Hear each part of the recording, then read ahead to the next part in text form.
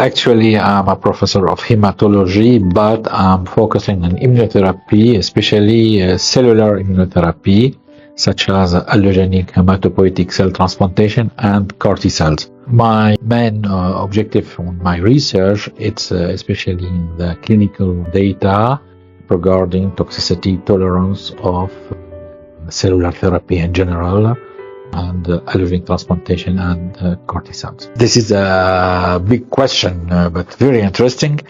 Actually, I think immunotherapy in general is something very important.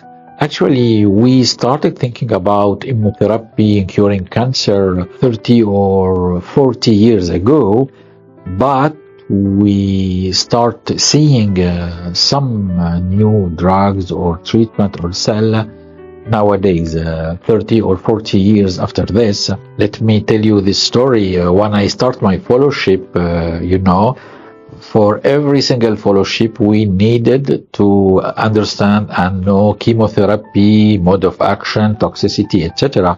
But nowadays, my students, they don't need to learn about chemotherapy. Now, they need to learn about immunotherapy, tumor escape, etc. So I think immunotherapy is something very important, such as bispecific, for instance, checkpoint inhibitors. So we transformed, the prognosis of the patient. For instance, melanoma. So now we can cure some metastatic melanoma, which was something very, very impossible a few years ago. And with CAR T cell therapy, so this is a new era and way to cure the patients. Of course, this is very important for me at 3 levels. First of all, we can meet with colleagues and friends, and this is a very good opportunity to share, to discuss, and to decide for collaboration or something to do together. The second level, there are 24 hours a day, so we cannot be aware of every single progress or whatever in medicine.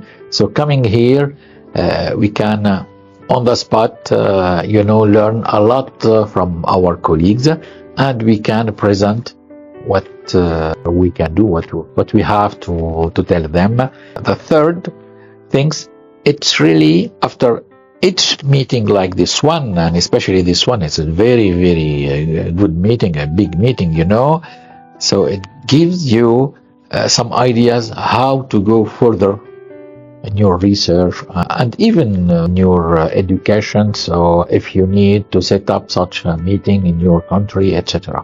So it's very, very helpful. I will handle the issue of allogeneic hematopoietic cell transplantation and myelofibrosis, primary or secondary myelofibrosis. So allogeneic transplantation is the only curative treatment for those patients. However, we have some toxicity with this treatment.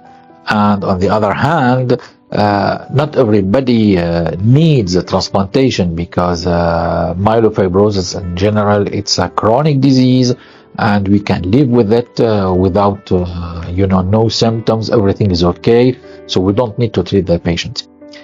So I will focus on how to identify the patients who are candidate for transplantation. Then we identify the patient, what to do. We need to explore factors related to the patient and physical conditions, factor related to the disease. Is there any risk of rapid transformation into AML, for instance, or shorter survival for the patient? And then, if we decide to transplant the patient, how, and especially when? This is the most difficult question, when.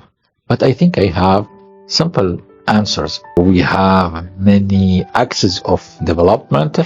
It can be allogeneic CAR T, for instance, or in vivo CAR T, or combination, etc. But I think something is sure.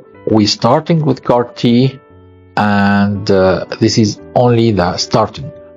So we will see more and more with this technology on this treatment.